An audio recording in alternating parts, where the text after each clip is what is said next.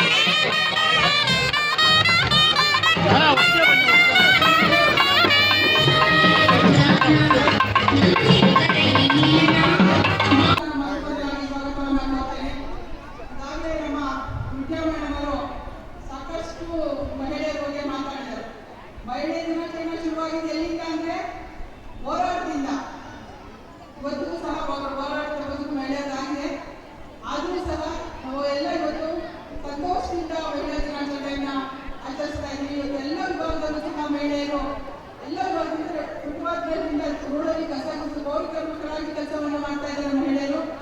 ಆದ್ರೂ ವಿದ್ಯುನ್ಮಾನವನ್ನು ಓಡಿಸುವ ಮಟ್ಟಿಗೆ ಮಹಿಳೆಯರು ಬೆಳೆದಿದ್ದಾರೆ ಅಂದ್ರೆ ಇವತ್ತು ಅತಿಶಕ್ತಿ ಅಲ್ಲ ಅಂತ ನಾನು ಹೇಳ್ತೀನಿ. ಯಾಕಂದ್ರೆ ಇವತ್ತು ಮಹಿಳೆಯರು ಆತ್ಮಸ್ಥೈರ್ಯವುಳ್ಳವರಾಗಿರ್ತಾರೆ. ನಿಜವೂ ಹೇಳ್ತೀನಿ, ನಾನು ಪುರುಷರಿಗಿಂತ ಒಂದು ಕೈ ಜಾಸ್ತಿ ಆತ್ಮಸ್ಥೈರ್ಯ ಮಹಿಳೆಯಲ್ಲಿ ಇರ್ತದೆ ಅಂತ ಖಂಡಿತವಾಗ್ಲೂ ನಾನಂತೂ ಭಾವಿಸಿದ್ದೀನಿ. ಅಂತ ನನ್ನ ಅಣ್ಣಂದಿಗೆ ಯಾರು ಮೋಸ ಬೇಜಾರು ಮಾಡ್ಕೋಬಾರ್ದು. ಖಂಡಿತವಾಗ್ಲೂ ನಿಜ ಖಂಡಿತ ಹೇಳ್ತಾ ಇದ್ದೀನಿ. ಹಾಗಾಗಿ ಇವತ್ತೆಲ್ಲ ಮಹಿಳೆಯರು ಭಾಗವಹಿಸಿದ್ದೀರಾ. ನಿಮ್ಮೆಲ್ಲಕ್ಕೂ ಮಹಿಳಾ ದಿನಾಚರಣೆ ಶುಭಾಶಯಗಳನ್ನ ಕೋರ್ತಾ, ಅದರಲ್ಲೂ ನಮ್ಮ ಮಹಾರಾಷ್ಟ್ರ ವಿಧಾನಸಭಾ ಕ್ಷೇತ್ರ ಅಂದ್ರೆ ಹೆಣ್ಮಕ್ಳು ಎಲ್ಲರೂ ಮುಂದೆ ಇರ್ತಾರೆ. ಎಲ್ಲ ಕಾರ್ಯಕ್ರಮ ಆಗಲಿ, ಯಾವುದೇ ಕಾರ್ಯಕ್ರಮ ಆಗಲಿ ಮಹಿಳೆಯರ ಸಂಖ್ಯೆ ಜಾಸ್ತಿ ಇರ್ತದೆ. ಇವತ್ತು ನಾವೆಲ್ಲ ಉದಾಹರಣೆ ಆಗಿ ನಮ್ಮ ವಿಧಾನಸಭಾ ಕ್ಷೇತ್ರ ಇರ್ತದೆ ಅಂತ ನಾನು ಭಾವಿಸಿರ್ತೀನಿ. ಇವತ್ತಿನ ಕಾರ್ಯಕ್ರಮದಲ್ಲಿ ನಮ್ಮ ಮಹಾಲಕ್ಷ್ಮಿ ವಿಧಾನಸಭಾ ಕ್ಷೇತ್ರದ ಶಾಸಕರು ನಮ್ಮೊಂದಿಗಿದ್ದಾರೆ. ಅವ್ರಿಗೂ ಸಹ ನಾನು ಹೃತ್ಪೂರ್ವಕವಾದ ಸ್ವಾಗತವನ್ನ ಕೋರ್ತೇನೆ. ಈಗ ನಿಮ್ಮ ಕಾರ್ಯಕ್ರಮ ಏನು ಸುಮಾರು 15 ದಿನದಿಂದ ಪ್ರಾಕ್ಟೀಸ್ ಮಾಡಿದ್ರೆ ನಾನು ಕೆಳಗಡೆ ಕುಳಿತುಕೊಂಡು ಅದನ್ನ ನೋಡ್ತೇನೆ. ಪ್ರತಿ ವರ್ಷದಂತೆ ಈ ವರ್ಷವೂ ಮಹಾರಾಷ್ಟ್ರ ಎಜುಕೇಶನ್ ವತಿಯಿಂದ ವಿಶ್ವ ಮಹಿಳಾ ದಿನಾಚರಣೆ ಮಾಡತಕ್ಕಂಥ ಈ ಶುಭ ದಿನದಂದು ಪ್ರತಿ ವರ್ಷವೂ ಯಾವತ್ತು 8ನೇ ತಾರೀಕಿಗೆ ಈ ಕಾರ್ಯಕ್ರಮವನ್ನು ಮಾಡ್ತಕ್ಕಂಥದ್ದು, ಮಾರ್ಚ್ 8ನೇ ತಾರೀಕಿಗೆ ಕಾರ್ಯಕ್ರಮವನ್ನು ಮಾಡ್ತಕ್ಕಂಥದ್ದು. ಈ ಬಾರಿ ಸಂಪೂರ್ಣವಾಗಿ ಎಲ್ಲ ಮಹಿಳೆಯರೇ ಕಾರ್ಯಕ್ರಮವನ್ನು ರೂಪಿಸಿ ಅವರೇ ಮಾಡಬೇಕು, ನಾವು ಯಾರು ವ್ಯಕ್ತಿಗೆ ಬರಬಾರ್ದು ಅಂತಕ್ಕಂಥ ತೀರ್ಮಾನ ಮಾಡಿದ್ರೆ ಕೆಳಗಡೆ ಕುಳಿತುಕೊಂಡು ನಾವು ನೀವು ಹೋಗೋವರೆಗೂ ನೀವು ಹಿಂದೆ ಇದ್ದೇ ಏನೋ ಅಟಾಚನೆ ಆಗೋದು ಅಂತಕ್ಕಂಥದ್ದು ಜವಾಬ್ದಾರಿಯಿಂದ ತಗೋಬೇಕು ಅಂತ 30 ನಿಮಿಷ ನಾವು ವೇದಿಕೆಯನ್ನು ಉಪಯೋಗಿಸ್ಕೊಂಡಿದ್ದೇವೆ. ವೇದಿಕೆಯಲ್ಲಿ ಶ್ರೀಮತಿ ಹೇಮಲತಾ ಗೋಪಾಲ್ ಅವರಿದ್ದಾರೆ, ಹರೀಶ್ ಅವರಿದ್ದಾರೆ, ಜಯರಾಮನ್ ಅವರು, ಡಾಕ್ಟರ್ ನಾಗೇಂದ್ರ ಅವರು, ನಮ್ಮ ಎಲ್ಲ ಕಾರ್ಪೊರೇಟರ್ಗಳು, ನಮ್ಮ ಮುಖಂಡರುಗಳು ಎಲ್ಲರೂ ಇದ್ದಾರೆ. ವೇದಿಕೆ ಮುಂಭಾಗ 7 ವಾರ್ಡ್ಗಳಿಂದ ಬಂದಿರತಕ್ಕಂಥ ನನ್ನ ಸಹೋದರಿಯರು, ತಾಯಂದಿರು, ನಮ್ಮ ಮುಖಂಡರುಗಳು, ಅನೇಕ ಜನ ಮುಖಂಡರುಗಳು ಕೆಳಗಡೆ ಇದ್ದರು. ಯಾರ ತಗಲ್ಲ ಅಂತ ಅನ್ಯತ ಯಾರನ್ನೂ ಬಳಸ್ಕೊಂಡು ನಾವು 2 ನಿಮಿಷದಲ್ಲಿ ಅಲ್ಲಿಗೆ ಬರ್ತೇವೆ.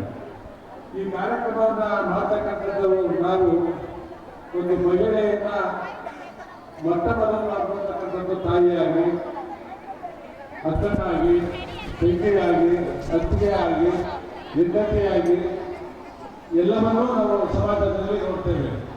ಇವತ್ತು ಏನೇ ಒಂದು ಜವಾಬ್ದಾರಿ ತರಬೇಕಂತಂದ್ರೆ ಮನೆಯಲ್ಲಿ ಒಂದು ಹೆಂಗಸಿದ್ರೆ ಮಾತ್ರನೇ ತಾಳಲಿಕ್ಕೆ ಸಾಧ್ಯ ಅಂತಕ್ಕಂಥದ್ದು ಇವತ್ತು ಪ್ರತಿಯೊಬ್ಬ ಗಂಡಸಿಗೂ ಗೊತ್ತಾಗಿದೆ. ನಾವೇನೇ ಹೊರಗಡೆ ಹೋಗಿ ಏನೇ ಸಂಪಾದನೆ ಮಾಡ್ಬೋದು, ಮನೆಯಲ್ಲಿ ಒಂದು ಪೂಜೆಯಿಂದ ಹಿಡಿದು ಬರ್ತಕ್ಕಂಥದ್ದನ್ನ ಮಾತಾಡ್ತಕ್ಕಂಥದ್ದು, ಮಕ್ಕಳನ್ನ ಎತ್ತಿ ಒತ್ತಿ ಅವರನ್ನ ಸಾಕಿ ಸರಿಯಾದ ದಾರಿಯಲ್ಲಿ ಆಗ್ತಕ್ಕಂಥದ್ದು ಒಂದು ಬೇಳೆ ಅಂತಕ್ಕಂಥದ್ದು ನಮ್ಮೆಲ್ಲರಿಗೂ ಅರ್ಥ ಆಗಿದೆ. ಇವತ್ತು ಈ ರಾಷ್ಟ್ರಪತಿಯಾಗಿರ್ತಕ್ಕಂಥದ್ದು ಶ್ರೀಮತಿ ಉರ್ಮಾ ಮೇಡಮ್ ಅವರು ಮಹಿಳೆ ಈ ರಾಷ್ಟ್ರದ ರಾಷ್ಟ್ರಪತಿಯಾಗಿ ಅಧಿಕಾರ ವಹಿಸಿರ್ತಕ್ಕಂಥದ್ದು. ಡೆಲ್ಲಿನಲ್ಲಿ ಮುಖ್ಯಮಂತ್ರಿ ಆಗಿರ್ತಕ್ಕಂಥದ್ದು ಒಂದು ಮಹಿಳೆ.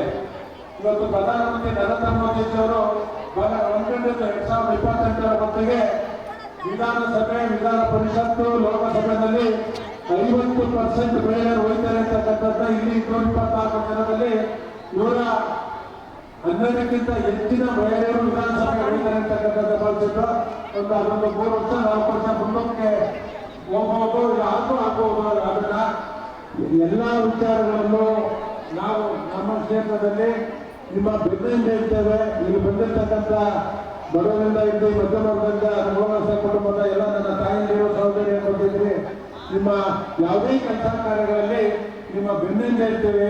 ಇವತ್ತೇನು ಸುಮಾರು 400 ಸಂಘಗಳಿಂದ, ಮಹಿಳಾ ಸಂಘಗಳಿಂದ ಒಕ್ಕೂಟಗಳನ್ನು ಮಾಡಿಸಿ 40ಕ್ಕಿಂತ ಹೆಚ್ಚಿನ ಒಕ್ಕೂಟಗಳನ್ನು ಮಾಡಿಸಿ ಅದರಲ್ಲಿ ನೀವು ಸಕ್ರಿಯವಾಗಿ ನಿಲ್ಲಬೇಕು ಅಂತಕ್ಕಂಥ ತೀರ್ಮಾನವನ್ನು ಮಾಡಿ ಮಹಾಲಕ್ಷ್ಮಿ ಎಜುಕೇಶನ್ ಟ್ರಸ್ಟ್ ವತಿಯಿಂದ ಆ ಒಕ್ಕೂಟಗಳಿಗೆ 1 ಲಕ್ಷ ರೂಪಾಯಿಯನ್ನು ಪ್ರತಿ ವರ್ಷ ಕೊಟ್ಟು ನಿಮ್ಮನ್ನು ಸಕ್ರಿಯಗೊಳಿಸಬೇಕು ಅಂತಕ್ಕಂಥ ಉದ್ದೇಶದಿಂದ ಈ ಕಾರ್ಯಕ್ರಮವನ್ನ ಇಡೀ ರಾಜ್ಯದಲ್ಲಿ ಈ ರೀತಿಯ ಕಾರ್ಯಕ್ರಮಗಳನ್ನ ಯಾರೂ ಮಾಡ್ತಾ ಇಲ್ಲ. ಇದನ್ನು ದೊಡ್ಡ ಸಹಾಯನೂ ಸಹ ಮಾಡ್ತಾ ಇಲ್ಲ. ಇದು ನಮ್ಮ ಟ್ರಸ್ಟ್ ವತಿಯಿಂದ ಏನು 14 ವರ್ಷದಿಂದ ಈ ಕಾರ್ಯಕ್ರಮವನ್ನು ರೂಪಿಸುತ್ತಿದ್ದೀವಿ, ಅದು ಪ್ರತಿ ವರ್ಷ ನಡೀತಿ ಅಂತಕ್ಕಂಥ ಮಾತನ್ನು ಹೇಳಿ ನಿಮ್ಮೆಲ್ಲರಿಗೂ ಯುಗಾದಿ ಶುಭಾಶಯವನ್ನು ಕೊಡ್ತಾ, ಅಂತಾರಾಷ್ಟ್ರೀಯ ಮಹಿಳಾ ದಿನಾಚರಣೆ ಶುಭಾಶಯವನ್ನು ಕೊಡ್ತಾ, ನಿಮಗೆ ನಿಮ್ಮ ಕುಟುಂಬಕ್ಕೆ, ಕ್ಷೇತ್ರದ ಜನಕ್ಕೆ ಭಗವಂತ ಒಳ್ಳೆಯದನ್ನು ಮಾಡಿರ್ತಕ್ಕಂಥದ್ದಲ್ಲಿ ನಾನು ಮಾತನಾಡ್ತೇನೆ. ಎಲ್ಲರೂ ನಮಸ್ಕಾರ.